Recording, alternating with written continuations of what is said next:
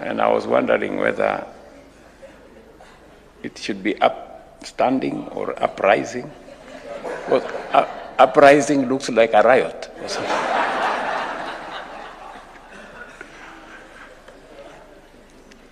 Honorable Mother Koome, Chief Justice and President of the Supreme Court, members of the judiciary, distinguished guests, ladies and gentlemen, today, Kenya stands before the international community not merely to endorse a candidature, but to strengthen the cause of international justice by presenting one of our most accomplished and distinguished jurists, the Honorable Lady Justice Susan Njoki Ndung'u. As Kenya's candidate for election as judge of the International Criminal Court for the year 2027-2036 term.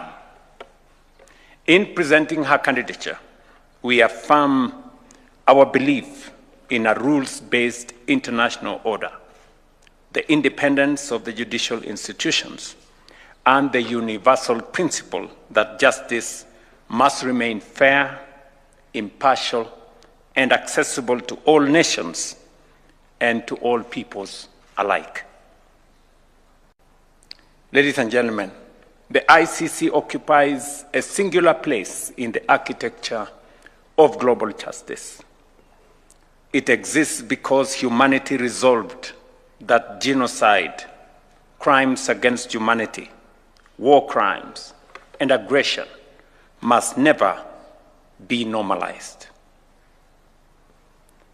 It exists because the global community agreed that the gravest crimes known to humankind must never go unanswered simply because perpetrators possess political, military, or economic power. But the authority of such a court ultimately rests on one thing: legitimacy. And legitimacy depends on fairness, adherence to evidence, consistency, universality, and equal application of the law, and unwavering judicial independence. International justice cannot endure if it is perceived as selective or preferential. No global institution can command confidence if justice appears vulnerable to geopolitics or unequal power relations. This is not because institutions are invaluable, but because civilization depends on institutions capable of defending the weak against the powerful, protecting victims against impunity, and ensuring that no one stands above the law.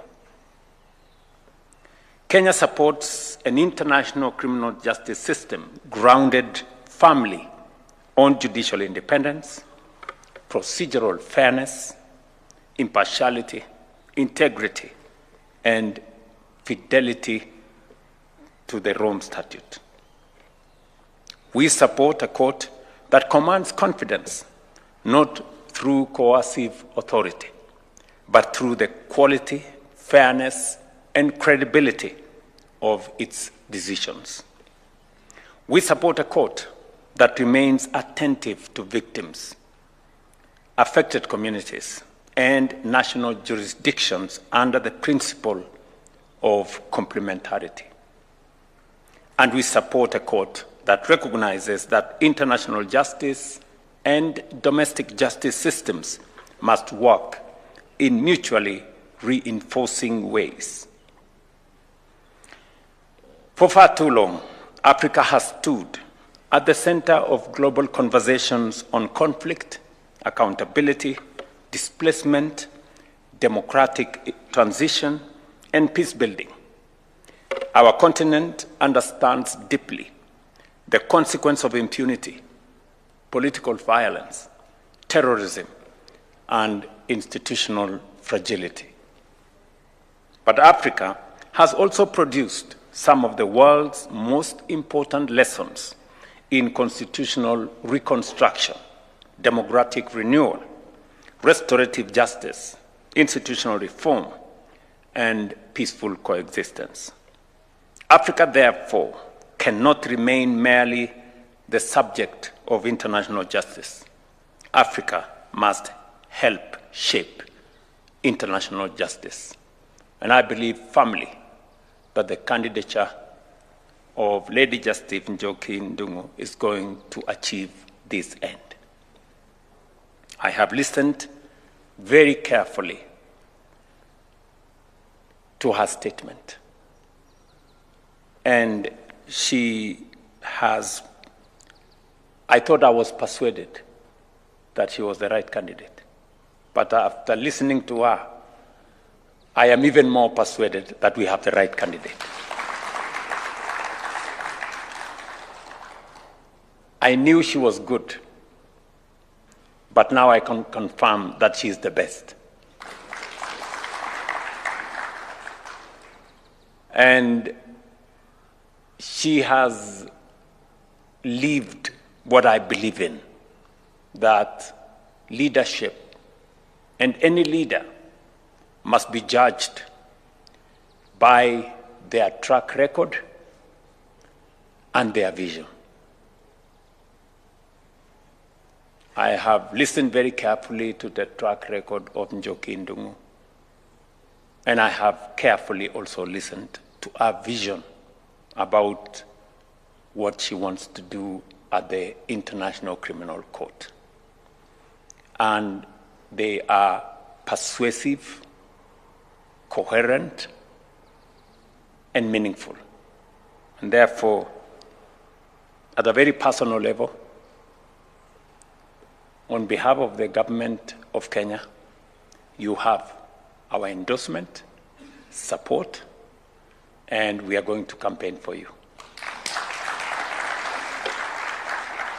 Whether at the ICC, the United Nations Security Council, the Bretton Woods institutions, or the wider architecture of global governance, decisions affecting African peoples and African realities must increasingly include African voices, African experience, and African leadership. The majority of cases before the ICC have involved African situations, African communities, and African victims seeking justice. It is therefore both appropriate and necessary that Africa has strong, principled, and highly qualified representation on that bench. Not to protect the powerful, but to strengthen the legitimacy, universality, and credibility of international justice itself.